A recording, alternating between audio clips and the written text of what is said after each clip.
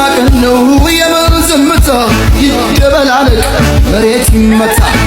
እንኳን ደህና መጣሽ ከዶክተር ፌበል ልዩ የጥርስ ህክምና ክሊኒክ ጃኒ ልንቀበላት ነው። ለዴዚ እናት መሞት ተጠያቂዋ ግንባር ቀደም አንደኛው አንቺ ነሽ። ተባብራችሁ በግሩፕ ተደራጅታችሁ ሴትዮዋን አሸማቃችሁ። የወደቀ ዛፍ መጥረቢያ ይበዛበታል እንጂ ጊዜና ወቅት ተጠብቀሽ በዚህ አጋጣሚ ልቀጥቅጣት ብቻዬን አልችላትም ብለሽ ካልሆነ የእናቷ መሞት ልጅቷ ተጠያቂነት ስሜት እንዲሰማት እንዲህ የተርመሰመሽ እየወጣሽ እኮ መልእክት እያስተላለፍሽ ነው ያለሽ። ሰላም ጤና ይስጥልኝ ውድ ቻናል ቤተሰቦች፣ በሌላ ወቅታዊ ቪዲዮ ወደ እናንተ ተመልሻለሁኝ። በዚህ ቪዲዮ ከምናቸው መካከል ጃኒ ከዱባይ ወደ ሀገሯ ተመልሳለች። የሚገርም አቀባበል ተደርጎላታል። ከሱ ጋር በተያያዘ የተወሰነ ቪዲዮዎችን የማስደምጣችሁ ይሆናል። ከሰሞኑ እንግዲህ የዴዚ እናት ማረፏ ይታወሳል። ሊያ ሾው የሆነ ግሩፕን ተጠያቂ አድርጋለች።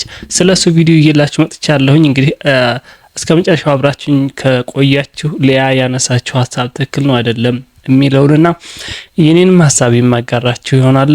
የተሰጣትን ምላሽ አለ። የዴዚ ባለቤት አሌክስ ከዚህ ቀደም ከመሞቷ በፊት ይቅርታ አልጠይቃትም የሚሉ ቪዲዮዎች ነበረ። ጠይቆ እንደነበር የሚወጣ ቪዲዮ አለ። እሱንም ለእናንተ አሳያችኋለሁኝ። ከዚሁ ጋር በተያያዘ ሄለን የሚገርም ምላሽ ሰጥታለች። አሁን ላይ ህይወት መመለስ አንችልም፣ ልጆቹ እንዲኖሩ ልይቷ እርጉዝ ነች፣ የስሜት መቀየር ይኖራል፣ እባካችሁ የሚል አይነት ማስጠንቀቂያ ሰጥታለች። ቪዲዮ አለኝ። እስከ መጨረሻው አብራችሁኝ ከቆያችሁ እነዚህን ቪዲዮ ለእናንተ የማስደምጣችሁ ይሆናል። እንግዲህ አደራ ሙሉ ቪዲዮ ሳታዳምጡ ኮሜንት እንዳትሰጡ። ሙሉ ቪዲዮውን ከተከታተላችሁ በኋላ ማን ነው ትክክለኛ ሀሳብ የያዘው የሚለውን ኮሜንት ላይ ታጋሩኛላችሁ። ቀጥታ ወደ ቪዲዮአችን እንገባለን። ጃኒ ከዱባይ ወደ ኢትዮጵያ በሰላም ተመልሳለች። በቦሌ ኤርፖርት የሚገርም አቀባበል ተደርጎላታል። እስኪ የተወሰነ ቪዲዮ ላሳያችሁ። ክብርት አምባሳደራችን ለመቀበል በቦሌ ኢንተርናሽናል ኤርፖርት እንገኛለን። የምታስተላልፉት መልእክት አለ? እስቲ እንኳን ደህና መጣሽ። አብረንሽ እንድንሰራ ስለፈቀድሽልን እናመሰግናለን። አብረሽን ለመስራት ስለፈቀድሽ ደስተኛ ነን ብለዋል። ክብርት አምባሳደር አብረሽን ለመስራት ስለፈቀድሽ ከልብ እናመሰግናለን። ከጥቂት ደቂቃ በኋላ ትመጣለች። ተቀብለናት እንግዲህ ወደ ታቀደው ቦታ ላይ እንሄዳለን። ሴክሬት ነው፣ ሚስጥር ነው። ቆንጆ ፕሮግራም እንደሚኖረን ተስፋ እናደርጋለን። ጃኒ ከዚህ ቀደም ከዶክተር ፌበን የጥርስ ህክምና ጋራ ብራንድ አምባሳደር ሆና መፈራረሟም የሚታወስ ነው። ከእሷ ጋራ በመተባበር እንደምትመለከቱት አቀባበል ተደርጎላታል። እንዴት ነው ደስ የሚል። በዛ ላይ ጓደኛ በጣም ደስ ይላል። ስቲፎም ነበረ። ይሄኛው ግለሰብ እንኳን ማናጀሯ መሰለኝ የጃኒ ማናጀር። ብቻ የሚገርም አቀባበል ነው የተደረገላት። ደስ ይላል። ዱባይ ከሰሞኑ ለመኖር ወስኛለሁ የሚል ቪዲዮ ሰርታ ነበረ። ቪዲዮን ከሰራች በኋላ ግን ትንሽ ታማም እንደነበረ እስኪ የተወሰነ ላስደምጣችሁ። የሚባቹ ነው ጋይስ የጠፋሁት በእናታችሁ ትንሽ አሞኝ ነበረ። ኦክሲጅን ነገር ማነስ። እንደሚታወቀው ዱባይ ከፍተኛ የሆነ ሙቀት አለና ከኦክሲጅን ጋራ በተያያዘ ትንሽ አሞኝ ነበረ ይመስለኛል። ኦክሲጅን አጥሯት ነበረ ይመስለኛል ከሙቀት ጋር በተያያዘና ወዳው ነው እንግዲህ ወደ ኢትዮጵያ የመጣችው። ሀገራችን ያው በወይዘሮዋ ቆንጆ ነች። የኛ ሀገር ወይዘሮ ሙቀት ያን ያህል አይደለም። ሙቀት ካለመድን ደግሞ ሙቀታማ ቦታ በጣም ስንኖር እንደዚህ አይነት ነገር ችግር ይፈጠራል። በተያያዘ ጃኒን ሌሎች ድርጅቶችም አምባሳደር እንዳደረጓት ዶክተር ፌበን ተናግራለች። እስኪ እሷ ያለችውን ላስደምጣችሁ። በዚህ አጋጣሚ ጃን እንኳን ደስ አለሽ። ሌሎች ድርጅቶችም ጃን አምባሳደር ብታደርጉ ልክ እንደኔ እንደዚህ ሃፒ ትሆናላችሁ። ምላሹ ሃፒ ነው የሚያደርገው ማለት ነው። የጃኒ አድናቂ ነን የሚሉኝ ሁሉ። በመቀጠል ከዴዚ እናት መሞት ጋራ አሁንም ውዝግቡ ቀጥሏል። ተጠያቂዋ ወይም ተጠያቂዎቹ እነከሌ ናቸው ብላ ሊያ ሾው ትላንት እንደገና ሀሳብ አምጥታለች። እሷ ያለችውን ላስደምጣችሁና የተመለሰላት ምላሽ አለ። አዳምጧት። ለዴዚ እናት መሞት ተጠያቂዋ ግንባር ቀደም አንደኛው አንቺ ነሽ። ተባብራችሁ በግሩፕ ተደራጅታችሁ ሴትዮዋን አሸማቃችሁ፣ ጭንቅላቷን ነክታችሁ፣ አሳብዳችሁ፣ ልጇን ቀምታችሁ፣ እለለለ ብላችሁ አጨብጭባችሁ ወልዳችሁ እንዳልወለደ ሆናችሁ እናትን በብስጭት የገደላችሁት እናንተ ናችሁ። የሰው ልጅ መሞቻውን እግዚአብሔር ነው የሚያውቀው። ግን እድሜዋን ያሳጠራችሁት እናንተ ናችሁ። በገዛ ልጇ እንድትቀን አርጋችሁ ልጇ ብትናፍቃት እንዳታገኛት አርጋችሁ አራርቃችሁ፣ ይሄ ደግሞ እድሜ ልካችሁን ይወቅሳችኋል። እምወዳትን ጓደኛዬን እንድርቃት ያደረገችኝ እሷ ናት ባይዘው። ምክንያቱም እሷን ስታደንቃት ሰምቼ አመሰግናለሁ ስትላት ሰምቼ ከህይወቴ አይደለም ከምንም መስመር ነው ከተም አደርገው ባይዘው። ለምን እንደሆነ ታውቃላችሁ? እኔ መስመሮች አሉኝ። የህይወቴ መስመር አጠገብ ያሉት ሰዎች ያውቁታል። ልቀያየማችሁ እችላለሁ፣ ልዘጋጋችሁ እችላለሁ፣ የሆነ ነገር ሊፈጠር ይችላል። ነገር ግን የኔ ቀይ መስመር የምላቸውን ሰዎች ደጋግሜ ነግሬያችሁ ከነዛ ሰዎች ጋር ግንኙነት እንዳላችሁ ያወቅኩኝ ጊዜ የሆነ አድናቆት ከሰጣችሁ ከህይወቴ ነው ማስወጣችሁ። ይሄ እኔ ማንነት ነው። እንደሰማችኋት ተጠያቂዎቹ እናንተ ናችሁ። ሶሻል ሚዲያ ላይ እንደዚህ በነገራችን ላይ ሶሻል ሚዲያ ላይ እንደዚህ ነገሮች ሲፈጠሩ ሞት ይመጣል ብሎ ማንም የሚያስበው ነገር የለም። በወቅቱ የሆነ ግሩፕ የያዘ ሰው ነበረ። ከማንም በላይ ደግሞ የልጆቹ ፍቅር ማንም ሊለይ አይችልም። በፍቅር እንደዚህ አይነት ነገር ይፈጠራል። ለፍቅር መስዋዕትነት መክፈል አለ። የሆነው ነገር ግን ተገቢ ነው ወይ እያልኩ አይደለም። ምንም ቢሆን እኔ ምን አይነት አቋም አለኝ መሰላችሁ? እናት አባት ያለኝን ሐሳብ አከብራለሁኝ። አልሆነም ልጅቷ በቃ በፍቅር ወደቀች፣ ያን ነገር አደረገችው። ካደረገችው በኋላ እንደዚህ አይነት ነገር ተፈጠረ። እንግዲህ ፈጣሪ የወደደውን ነገር አደረገ። ህይወት መመለስ አንችልም። ለሷ ለተናገረችው ነገር ተጠያቂ የተባለችው ግለሰብ ኩይሊያ መሰለችኝ ራሷ እንደዛ አድርጋ ምላሽ ሰጣለች። እስኪ እሷን ላስደምጣችሁ። ከመግባቴ በፊት ይሄኛው ቪዲዮ ሰው ልኮልኝ ነው።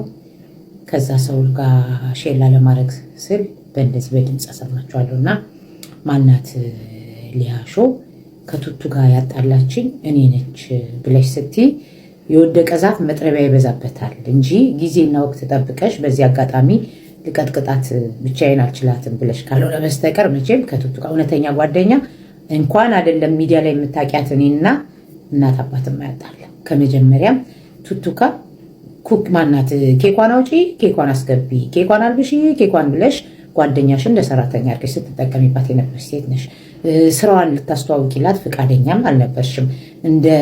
እንደ ቤት አገልጋይ እንጂ እንደ ጓደኛ አልነበርም ትሪት የምታረቂያት። ነገር ግን ከማይሆን እኔ ቱቱካ ባለፈው ከአንቺ ጋር መጣላታቸውንም አላውቅም። እኔ ጋር ገብታ እያለ ግን ስለ ሽሮዋ ስለ በርበሬዋ ስታስተዋውቅ ደስ ብሎኝ እኔም አስተዋውቄላታለሁ። ማንም ሰው እንደማስተዋውቀው ነው። ሙያ ያለኝ እናቴን አግዛለሁ ስትል ስርዓት ያላትሽ ናት። ንግግሯ፣ ጨዋነቷ ደስ ስላለኝ እንዲሁም ደግሞ ቆንጅዬ ንግግር የምትችል ልጅ መሆኗን ሳይ አንቺ እንደሆንሽ ለሷ ጠንቅም ነገር የሚሆንሽባት ስላወቅኩኝ አስተዋውቄላታለሁ። ከዛ ውጭ ግን ስላንቺ ያወራችሁም ስላንቺ እንመጣላታችሁንም አላውቅም።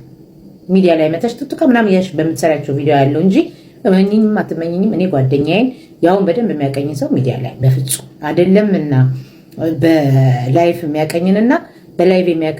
የሚያቀኝንና ቲክቶክ ላይ እንኳን የማውቃቸውን ሰዎች በዚህ ደረጃ አልዘረጥጥም። እውነቱን ልንገርሽ አንቺ እኔን የጠላሽኝ አንደኛ ነገርኩሽ እኮ ከዚህ በፊትም ዘረኛ ናት ምናምን ብለሻለሽ። ዘረኛ በኋላ ላይ እኮ ወጣ። አንቺ አይደለሽ መንግስትን ስትሰድቢ የኦሮሞን ህዝብ ቄሮን ትግራዋይን ስትሰድቢ በአማራነት እንኳን ስትሰድቢ ነበርሽ አንቺ ነሽ እንጂ አንድ ቪዲዮ አምጪ ብሔር የሰደኩበት ከዛ በኋላ ወጥቼ ይቅርታ ለካ እንደዚህ ሰክሬ ነበረ ብዬ የምናገርበትን አንድ ቪዲዮ ማምጣት ትችላለሽ። ለይቅርታ ማለት ሰዎች የኛ ሰው የታወቀ ነው። ሲጠሉ ባንድ ላይ ሲወዱ ባንድ ላይ ነው። ጥላላት መገፋፋት ነገር ይኖራል። ሰው ሲሞት ግን ደስተኛ የሚሆን ሰው ያለ አይመስለኝ። ልጅቷና ልጁ አብረው ሆነዋል አይደለ? ስለዚህ የእናትየዋ መኖር ለሁለቱም ደስታ ነው ሊሆን የሚችለው። አሌክስ አይታችሁት ከሆነ ይቅርታ ሲጠይቅ በልጃችን ቢያንስ ትታረቀኛለች አይነት ነገር ነበር ሲናገር የነበረው። ደስተኛ የሚሆን ሰው ያለ አይመስለኝም። እኔ የታዘብኩትን የራሴን ሀሳብ ግን ላካፍላችሁ። እንደዚህ አይነት ችግር ሲፈጠር ሊያሾ አድቫንቴጅ ለመጠቀም ትሞክራለች። ከዚህ ቀደም ከኪዲ ጋር ሆና አዶናይና ጃኒ ተለያዩ ሲባልም የሆነ ነገር ስመለከት ነበርና ሶሻል ሚዲያ ላይ ነገሮች እንደሚከታተል ሰው በተለይ ደግሞ ሰው ሲሞት በእንደዚህ አይነት መልኩ አድቫንቴጅ ለመውሰድ ከጓደኛም ጋር አጣልታኛለች አይነት ነገር ማለት ሶሻል ሚዲያ ላይ ያለው ሰው በሙሉ ይታዘባልና አግባብ ነው ብዬም አላስብም። እናንተ ደግሞ የታዘባችሁትን በተረፈ ኮመንት ላይ አጋሩ። ሄለንም ለሊያ ሾው ምላሽ ሰጥታታለች። ከሞተሽ ሞተሽ ነው። ምንድነው የምትፈልጉት? ኑና መልሱላታ ህይወቷን። እሺ ዴዚ ገፍትራ ነው እንደሞተች ቀኗ ደርሶ ነው የሞተው። የእናንተ የዘር መዘዛችሁ ያልቅምና እኛ ምን አገባቸው እነዚህ ልጆች? ድሮም የወጣት ቀጣፊዎች ናቸው።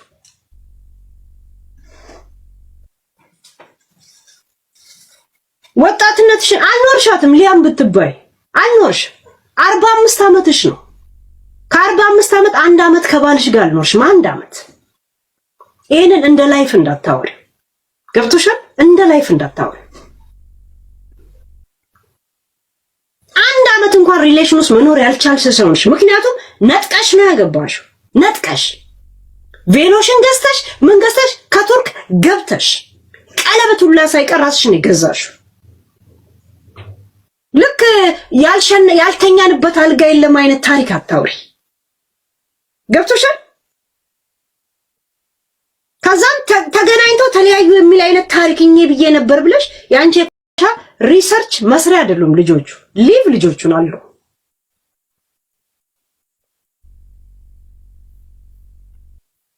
ከሌሎቹ ላይ ችግር ካለብሽ ቀጥታ ለምን አታናግራቸው? ምን ሰበብ እየፈለግሽ ሰው ትናገራለሽ?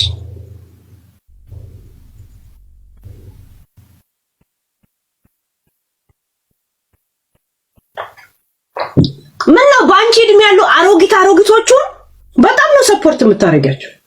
ህፃናቶቹን ግን አቢው ስታረጊ ነው ማይሽ። አቢው ስታረጊያቸው ያንቺ አይነት ጅራሬ ለሆነች ማሜ እናንተ የምትመኙትን ህይወት ነው እሷ መታ ከባሏ ጋር ባሏ ነው ለካ። እውነት ያንቺ ብጤ ስለሆነች አሁን ላይ እንደዚህ ማድረግ ተገቢ አይደለም። ህይወት መመለስም አይቻልም ስትብራር እስኪ እሷ ያለችው ምላሽ ላስደምጣችሁ። የእናቷ መሞት ልጅቷ ተጠያቂነት ስሜት እንዲሰማት እንዲህ የተርመሰመሽ እየወጣሽ እኮ መልእክት እያስተላለፍሽ ነው ያለሽ። እርግዝና ራሱ የሚያመጣ ዲፕረስ አለ። እንደገና ደግሞ ሆርሞኗ ራሱ ሊቀየር ይችላል ወደፊት። አሁን ስትወልድ ብታብድስ ይችላል። በወላዳ ላይ ሆነ ህይወቷ ቢጠፋስ ምን ነው የምትፈልጉት ከሱ?